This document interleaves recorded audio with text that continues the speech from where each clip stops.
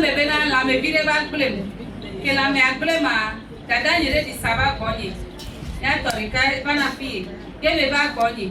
Ye bo ore ke no alo mdo me dada nya fo pe le fanam. Yimte le sito. Ye be yo nya to pa so sevi. Ye be ye. Yo ado gbera kudo. Yo be ne salo so dara fo atinam. Le salo dara fo ati pa so le do gbera. Le do gbera, le do gbera, le do gbera, le do gbera. Mo ba mi dwe bia la ni me fa do tra ma to me do me am cham do kwa ni ma le ile gbo be ma ta pe na ma o le ba peta be ye wa ni to ga u ne ye wa ni do ga kuku ne ye wa ni do ni fun ya ba mo to ni ne mo pa po ne plan ti ne e to to la la pa do ya me e to po ne to lu se ba plan ti ne se se ne ya ba fo ne ti de ku pa no apo nu e to kuku no wa se mu le Yesu be ko me o yira mi. La maman voudrait remercier Dieu pour la vie de notre papa, puisque cela fait 5 mois, elle a eu des maux au niveau de ses membres inférieurs. Et par après, ils ont appelé papa. Papa a prié pour eux. Et après la prière, elle a retrouvé sa santé. C'est pour cela qu'elle a pour rendre grâce à Dieu ce matin. Amen. Amen.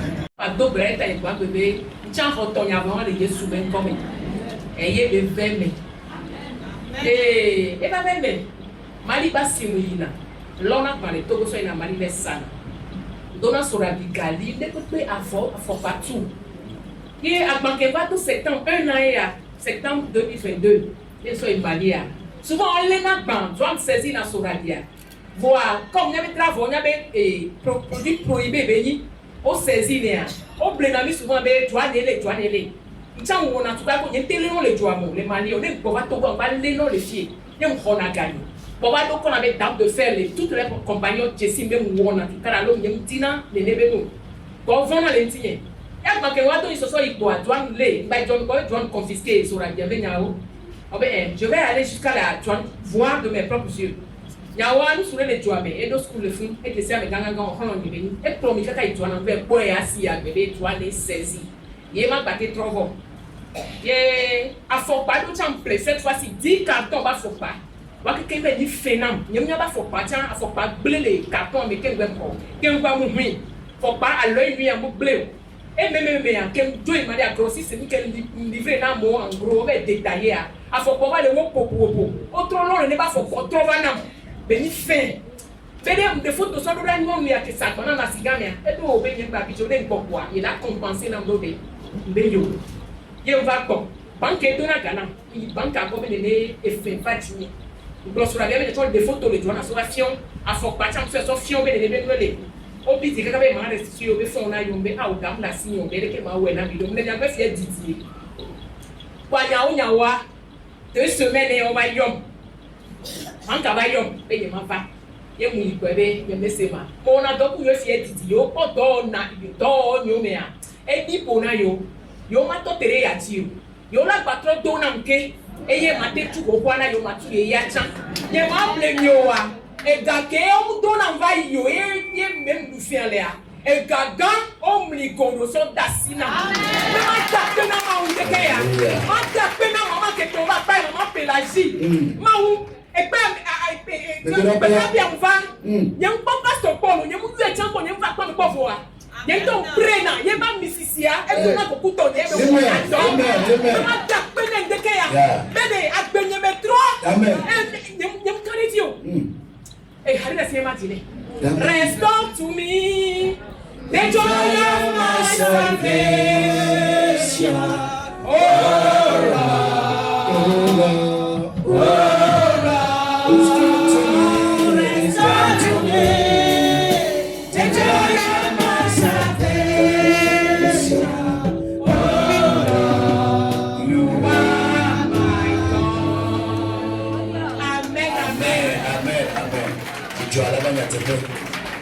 Amen. Amen.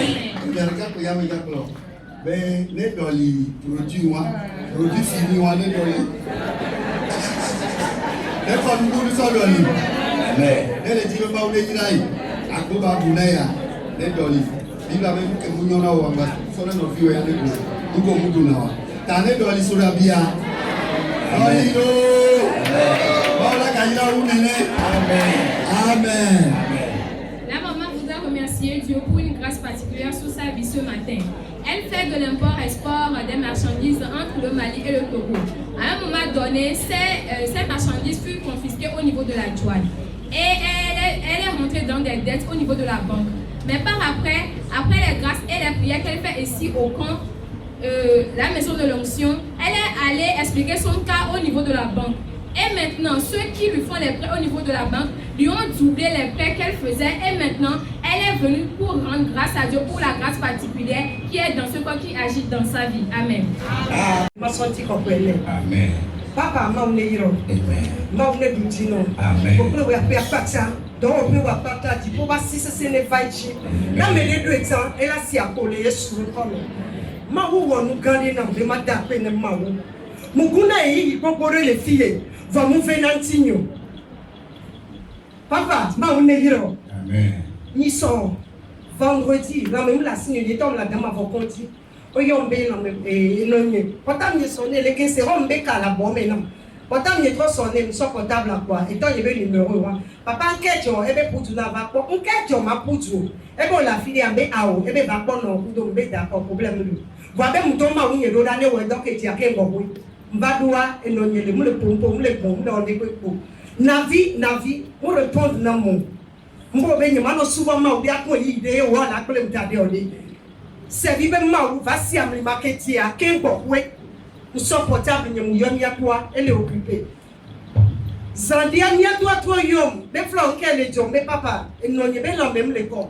Mon son du don nous mene on va l'obliger me le don du ne nonyeye.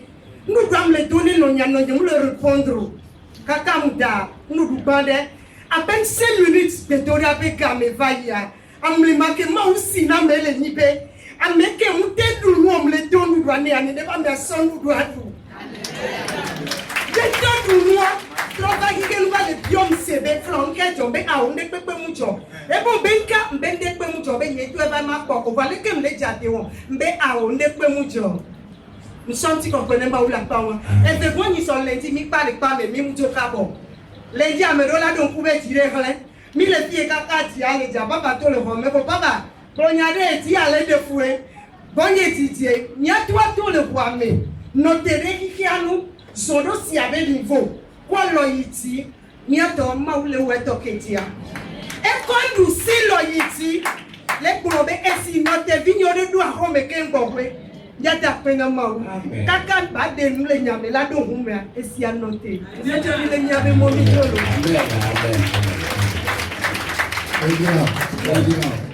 La sœur voudrait remercier Dieu pour la vie de sa maman. Puisque dernièrement, sa maman est tombée gravement malade et on lui a fait appel à la maison. Elle est allée et elle a appelé sa maman enfin. Et par après, elle a prié pour sa maman dans le nom du Dieu de notre papa Sévi. Et après, instantanément, un miracle s'est produit. Sa maman qui ne se réveillait pas s'est réveillée et a commencé par manger. Et le lundi passé, il pleuvait, il faisait des gouttes d'eau ici par terre. Donc, la sœur avait demandé à papa de parler au ciel en disant que cette pluie cesse en fait que ses enfants rentrent à la maison. Instantanément, notre papa a levé sa main gauche, il a prié et a dit que cette pluie cesse en fait que mes enfants rentrent à la maison. Immédiatement, la pluie a cessé et elle est rentrée saine et sauve dans sa maison et elle voudrait rendre grâce à Dieu. Amen.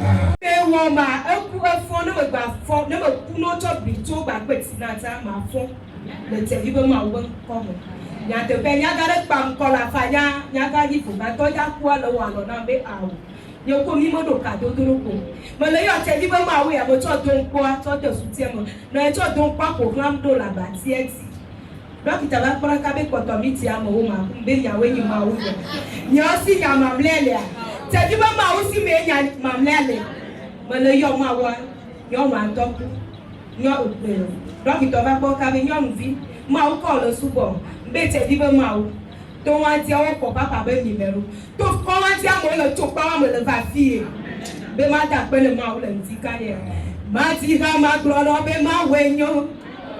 Magica macro beteni go ma wenyolo wenyolo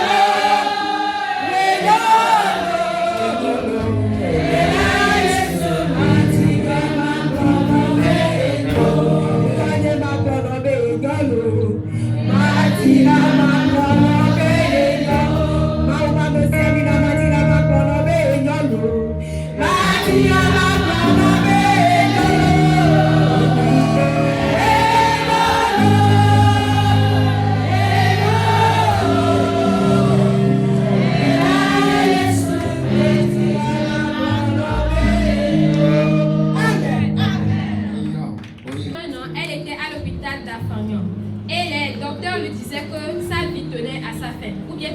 sa fin.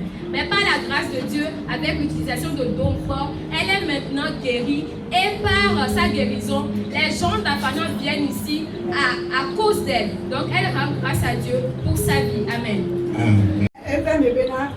Alléluia. La se ambenye to nyeladi. La benko. Kosira me to ya eno nyeledo. Ne la le sia mi la le kakaka be la. Ne la da bi do mi la le. Jora gbe mba fufo ne gbogba. Eno nyele mo be icho ti pa mi. Cho ti pa mi. Diki na vile wa kwa. Ejo icho ti pa mi ma.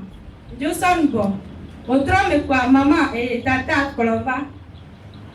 Eno nye ke o da la bo me na kolo ipa me a. Ye to zonko. Kaka matin, on est quelqu'un on en est pas, il faut pour la niba. Il faut y parler mais vers les siva. Nous quel joma, et même le vigne, c'est vivre pas mais oui.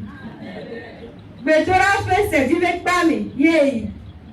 Mbela, considère mais on va brûler tout mais ne bejura bien. Yenda idom mucha mama. Yenda mama di dase. Et hale la si ne me ma jenko. Ne me dongu me kotoka suma uona ma. Ne me do jesi ye fame uvere. Ya fare ye me dona sinyo. E kuma kobe ye mawe ma kelo. Ye mawe ma kelo.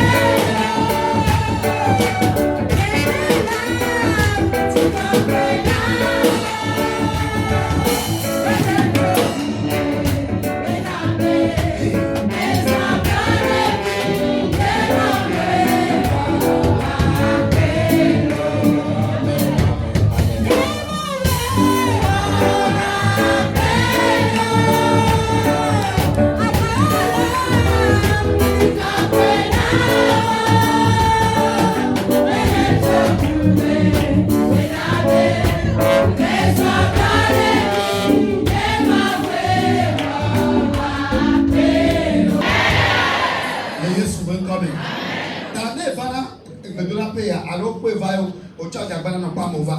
Elle va te payer une rêve. Yemma glory béné. Elle a pas de Gina. Amen.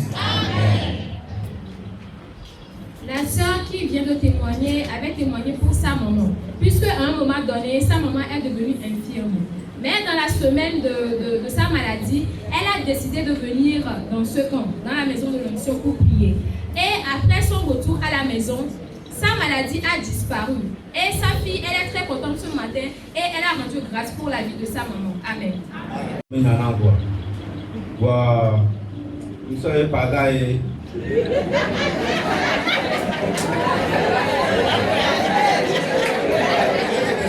Amen, amen. Les messieurs, ils venaient pour nous. Ils sont pas d'ailleurs. Il n'est pas quand il y a un mois, il va y sortir lundi qui va. Il va pas sortir. Il va aller allier tout pour nous. Bon, pas sortir, il y a tout là. Qu'il soit là, il y a dit, pas sortir tout là. Il s'entend là, il y a voir. Il bonne avec nous. Et il a où il va qui m'a il va pour le et puis Jules, il me passe au passe. Il m'a dit pour le passe.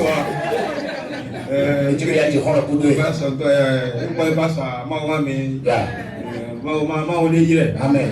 Moi, nous ne pouvons pas me Amen. Amen. Amen. Amen. Le frère témoigne par rapport à une grâce particulière qui est entrée dans sa vie. Il dit que sa maman lui parlait de ce centre de prière à la maison de l'onction, mais il doutait de ce qui se passait. Et à un moment donné, il avait les mots de hanche. Donc, il était dans l'obligation de venir. Et sa maman l'avait accompagné pour voir papa. Papa a prié pour lui. Et il est reparti à la maison. Il a senti quelque chose qui s'est passé dans son corps. Et aujourd'hui, il voit totalement qu'il est guéri de ses maux de hanche. Et il voudrait être un ami sincère à papa. Amen.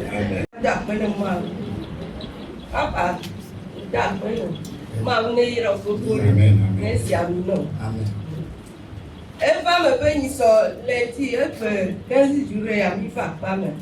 Ils sont à Yamuteva. Que nous y avons à Fogno le Kaka Makuko. Et on te le toto. Nous si t'es gros. Elle va clore, il va y avoir toi. Que moi, on te me fait le tignon. Et si tu es le tignon, et le top là pour le mardi en cataka et ça tout. Mardi, avec mes petits à ma bailleuse. J'ai dit à bailleuse, moi, ouais, elle va en envier. Mardi, lundi soir, il y a un gros matin fort.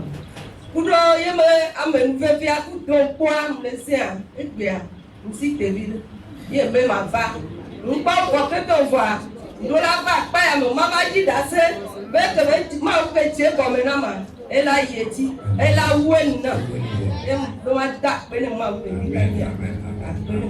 Notre maman est venue témoigner pour rendre grâce à Dieu, puisqu'à un moment donné, elle avait des douleurs au niveau de ses jambes. Et elle avait appelé papa pour que papa prie pour elle. Papa a prié pour elle et elle a aussi utilisé d'autres corps. Et grâce à Dieu, elle se porte très bien ce matin et elle est venue rendre grâce à Dieu. Amen.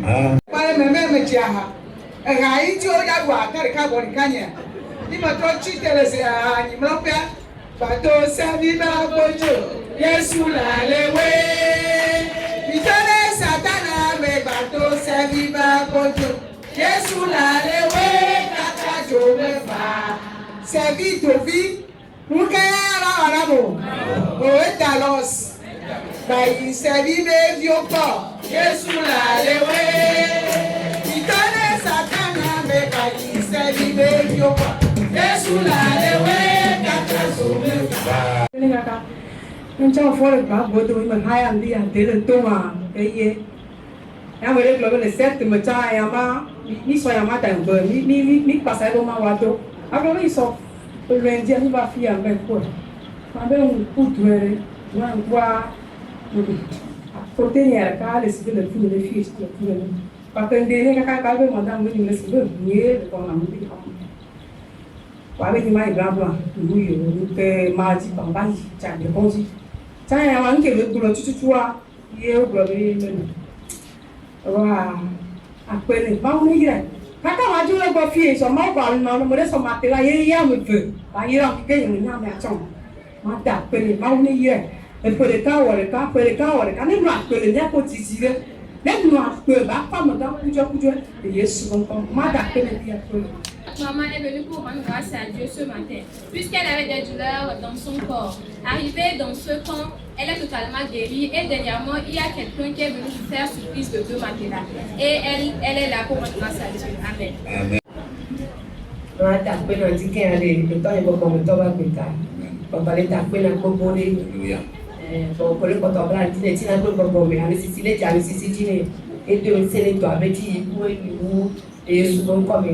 L'État peut proposer et sortir dia et yo do ma mère vient sort va dia ma mère vient na me plus me venir toi et le na me plus me ni quoi ye mi pa me ma quoi et ti bala ya ka me le quoi ma de nous sous les pas bon de la boule de quoi nous sous le la boule de quoi je ne sais pas comment et nous a dit que quelqu'un et yo to na me to ma sorti si là c'est même si là la si vraiment pour sortir le connaît pas mais to la si là ti mais là to le si a dit nous nous sort comme le au comme qu'on a de lire et les des portes et là et non on est d'accord na ma surtout ma mi si amiranta et vient pas na me c'est et le porte yo et sous l'État connaît et bah mais si a les tordi 24/24 heures et on doit combien bien y a pas ta l'eau ma l'État peut les battre quatre pour l'eau après les tordi les la maman voudrait remercier Dieu pour la vie de sa petite fille, puisque dans la semaine sa petite fille est tombée malade et elle a prié, elle a aussi appelé papa a prié pour sa petite fille. Et par la grâce de Dieu, l'enfant se porte bien et elle est allée à l'école ce matin. Elle est très joyeuse pour rendre grâce à Dieu. Amen. Amen. Papa, après garder et vous les deux, toi, et ton ami. Amen. Ni so samedi vaya. Et même bena. Et non, il y avait la messia. Et dit dans l'éti. Donc, elle était normale à côté de moi. Subitement, elle me disait bon, que ma fille, j'arrive plus à te reconnaître. Oh, Benonye, quel est ça? Pata, écoutez le que bon. Pour attendre, il y a un million, il y a des cahiers. Il y a un que m'a odo. Il y a un mot de l'ordre comme toi, il y a un bel, il y a un toi, il y a un toi, il y a un top de la dit. Les deux que la caca, oh, il y a donc pas les, à part les canons, pas sur ton quoi. Il y a un seul ton quoi.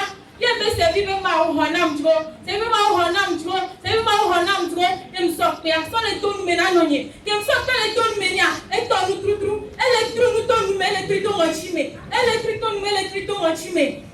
Et moi, mousseau, pendant ce temps, bien bien d'attendre, il y a un coup de va correct. Il y a une sorte où il faut que ça ici à chui.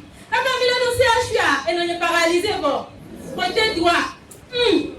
Pata, on croit ça, je vais aller pour une peau. Et then, il y a des gens qui me disent, oh, les gens qui me disent, téléphone, il y a papa les pieds. Il y a papa, il y a papa, il y a papa, il y a papa, il y a son téléphone, il y a tout, qui te rappelle, il y a tout, il y a tout, il y a tout, il y a tout, et il y a un scanner, il va être scanner, il va scanner. Scanner, il va dans les cas, il n'y a pas dans les cas ici. Il n'y a pas ça ici.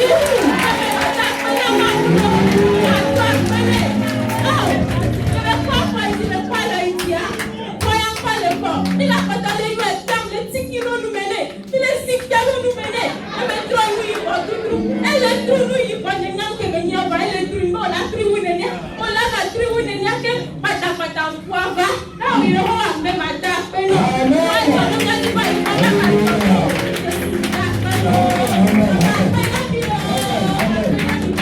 La sœur voudrait remercier Dieu pour la vie de sa maman. Sa maman, elle a les mots de cœur. Donc, à un moment donné, elle était ensemble avec sa maman et sa maman lui commençait par lui dire, ma fille, je n'arrive plus à te reconnaître. Et par après, sa maman a perdu connaissance.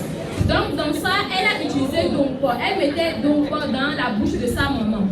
Et à un moment donné, elles ont conduit leur maman au CHU. Arrivée au CHU, leur maman était paralysée du côté droit. Et tout ce qu'elle disait en ce moment, leur maman n'entendait plus et la maman était inconsciente des faits qui se produisaient. Et par après, les docteurs leur ont dit d'aller au scanner. Elle priait, elle mettait toujours Donko dans la bouche de leur maman. Arrivée au scanner, leur maman qui était paralysée a levé ses pieds et ses mains. Et elle est très contente ce matin pour la vie de sa maman et pour la guérison subite qu'a reçue leur maman. Au nom de Jésus. Amen. Ma globale ma kafo bedura peya ma yome donc le frère Abraham le nyafofo que dit la halami le groupe wawe bemba et nous va fiya ma globale poste tu as le 3 mois de temps wa yepo tadani le cadre de nous ni jore yo ma ouvert et jo même nous l'on de temps que nous c'est-à-dire c'est comme si je n'étais même pas là. Et quand je vais me le pomme là d'ici, voilà, ni le vélo, les pommes d'appeler mon bébé, nous sommes lundi, et va où? Et nous va pas bon. Ils sont il va pas, et mercredi, et nous va pas bon. Et tout le monde est bâti. N'y be, n'y mou on est pris à Daniel. Et n'y be amené pécha, nous on a repris le soutien, et là donc continue. Et Niema, on a adagio. Vendredi, puisque mercredi, il y a un verbe. Vendredi, la dernière yom le WhatsApp.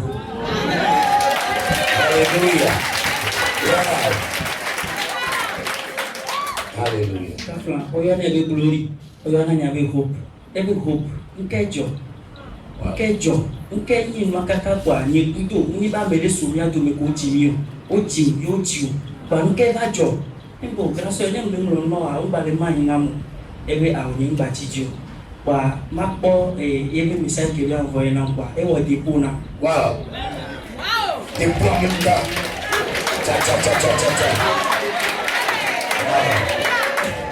E wo di puna mbobe yimba bidio. Be ma so di po ani ma so faji na do kwenyi. Be enyi makareji be enu ga o le nko. Be ni bidio edome. Endo no ni ma ti so na ya so wa. Ni mdi da si am kareji be yenton kele wom eti ke ba kwa boni so a ma ko solution e parce que vai de tope là et dadanya yom. Donc kakareji so asigné.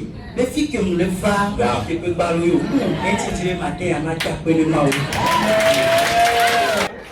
le frère vient pour témoigner, pour remercier Dieu pour la vie de notre papa. Puisque à un moment donné, il avait des conflits qui étaient entre lui et sa sœur. Donc, il était là et il avait prié. Et aussi, il était parti voir papa le mercredi passé. Et il lui a narré les problèmes qui étaient entre lui et sa sœur. Papa a prié pour lui et lui a dit, si vraiment, c'est pas de ta faute, ta grande soeur va te rappeler. Et effectivement, le vendredi, sa grande soeur lui a rappelé et lui a fait un petit dépôt pour un petit rafraîchissement. Et il est très content ce matin pour remercier Dieu. Amen.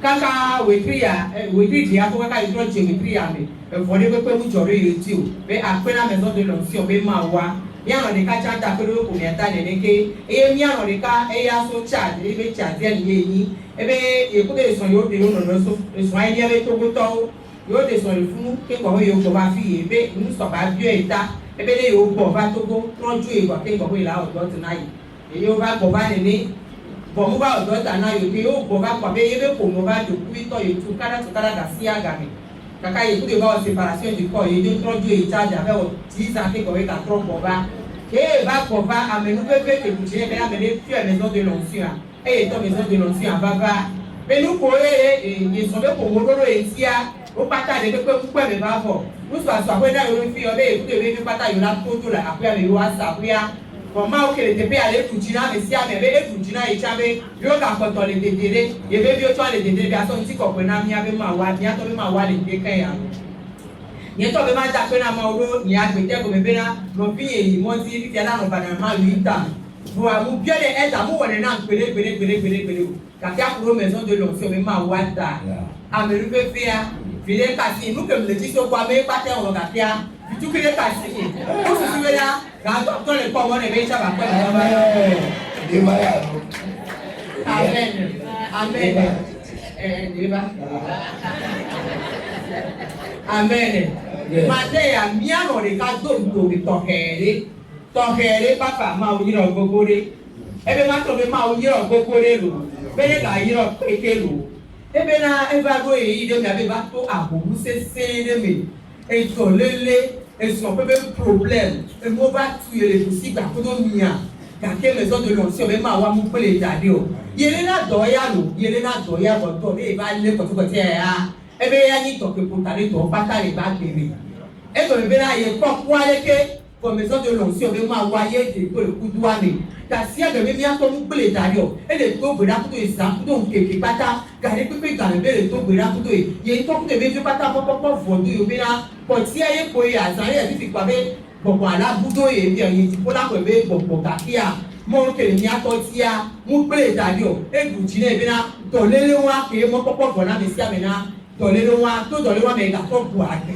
mo si adole asi ani sisia e to se e to ape gbogbo ye ko e be na ti ko to dole fun na ya be ko to lele ye ga to la pele be fu to be ti sina bo npa volo mo se fun olo ti bo ga to ti ami ma le ba gbe mi are e ti le to ga la mo se be to le ba be e to aton ye ko be yin wa e be na le àwọn mu o ke tu e ba ya me a ye ba ti ho ha ya me ye to enu ape me ko ka to e ba ti ho ha ya me ko le ko ha ya wa be gbe ya be ti ko le wo nu ga le ba gbe me e be na to wa mi be ye ba ko te pere bi tu pere e wo sa wo ye ya mo to ti plie na ye ba to te pe aso po ye ko te pe e be yi fo e no fi we pa question be ma o ke le su wa le te pe ya be fun na ko pe be ko ti hali o ye to da to e ti ya ka to nu gan ko ke ga wu gan wa le fun enya te pe se no fi we pe ye so enya so to ya to ye le be pe to do ra mi a ore yo ba to so fun we aso gba e ke ko wo e ba yo gbe e yo to se so na mo ba to wo to ku ba to wo to na yi ko ke o to bu a ti le kia do pa ebe ju e pa e wo to na yi be e ba so to pa me ni ye ba ya pe ame ye so jaro ka ku ati leke ebe ko to ya ke jo to fi ya re ko ma to ame le pe o e ka ma da me le pe o ati ma da me le pe o kaka o la wo to ya kaka la pa e so to pe so le wo de ma da pe ame ya te pe ya ya to e to a je gan me lo e to a ye ti lo e to a wenu lo ti ko pe na ji ko le pe ya wa ko su fu lo ke ne te pe ke le wo to a da ni to lo me a amoba e to e be to ya ke ga o le fi abi na mo da ba di funai ye be ku do ma o ke le su wa che be ma ti ke be la yi o la ba di funai C'est même moi les couteaux et ça va tout et battre. On m'a dit de funa yo. Donc à quelque peu connaît pas toi ça donc quoi. Et pas toi ça y a avec et donc quoi. Ah ouais le quoi le wo donc ça m'a donc quoi donc et bon dia. On a yeti on a wenu na. Et ya te pia, les garçons donc quoi ben d'accord, les garçons blague et magique. Mais les garçons le blague sur les teke après, il y a te pia et toi. Et pour la photo va au dos. Ah mais si elle me va au dos, ne peut pas tout mucho. Mais les peut me fifia. Il est les va tomber. Il est beau, il est d'accord, il est d'accord. Et puis na ni atobe ma uye opopo. Ya ba to ko kudo. Bo ebe na e gari kai si be na ma jina ine. Il be jine ba cheme. Ahora, Chebi pe ma wa lolo.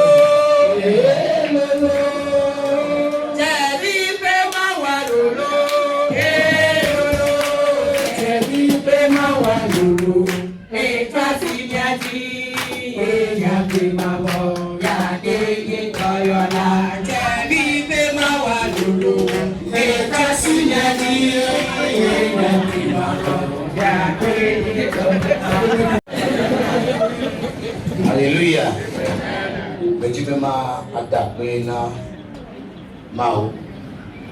Le petit gars de l'édion. Amen. Ma de Kukuna, il y a pas d'impression. Ne va rien d'adapter na Mao. Le petit gars de l'édion. Le petit gars de l'édion.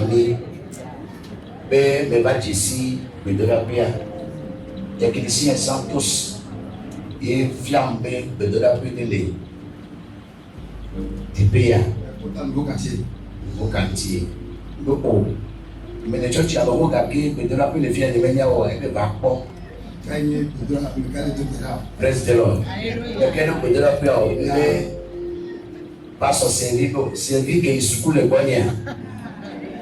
Ma Bacon, et ma deux époques. Figure-moi, toi et moi. Amen. Nyawa enye mable nyewa. Sans akali nyechi keke e gaba kwaji. Nti jina we papaji, bokombe papaji. Kwa ke metote fe ya baba enu ketron. Amen. Ne mo ba me do bo la tanya. Le me ye kwa me jina kulo. Me ba ma joka be bere me ma jikola parce que me le jine le go. Ne le do bere tanya ko na be ni jine le apoe. Il y a des frères qui sont popolo. Et quand il y a des gens après ma va continuer. Il y a des gens qui sont franchement. Et les cas pour portable de ma bois, vous pouvez avoir une connexion africaine. Il y a des médecins pour moi. Et on le prouve, vous parlez prouve, vous voyez avec les sous Danemark, avec les sous Amérique, avec les Italie, avec les Ivoiriens, avec les Ghana. Nous créons un groupe avec Connexion Africa. Mais il y a dit, pasteur, mais 15, oui, attends, les Togo, oui, attends, tout Bénin, oui, attends, tout Ghana. Mais il y a les yo, il y a une conférence dans les Accra. Il m'a boit une connexion à me à tout domaine.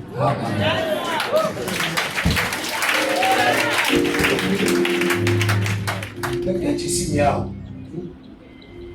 vous ne me n'avez les introductions de Maroua. Il est compagnie. Et nous, pour le Namia, il me le fait de présent, il y a un message, mais il y a 6h30. Mais ma sorbelée, douane, CB et Manuta Accra, leur conférence de une semaine. Et nous, il y a un gloire. Bon, je m'arrête à l'autovisa, le TP a dit sur la tata, papa, oui, en bas d'Aolo. Et nous, les gens, le papa, bon. Ah, même pas le tien, il me dit, yo. Alléluia. Mais même pas le tien, c'est pas le moyen. Voilà. Connexion Afrique avec groupe oui on le comme les notable venir mais la famille a pas de choix à monsieur venir notre pour la be Danemark lo Amérique lo Italie lo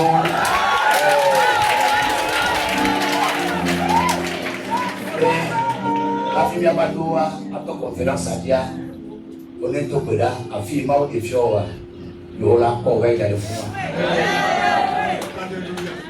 alléluia et tu vas ma globe mau ba me no me le potri be ka be le chi e chi ale corinchi ba brele e be bana e be musia bana la me tu ma globe mau c'est les moments après. Amen. Oh, franchement, je suis ravi de joie. Amen. Il me y avait amen, bien pas quoi et bon.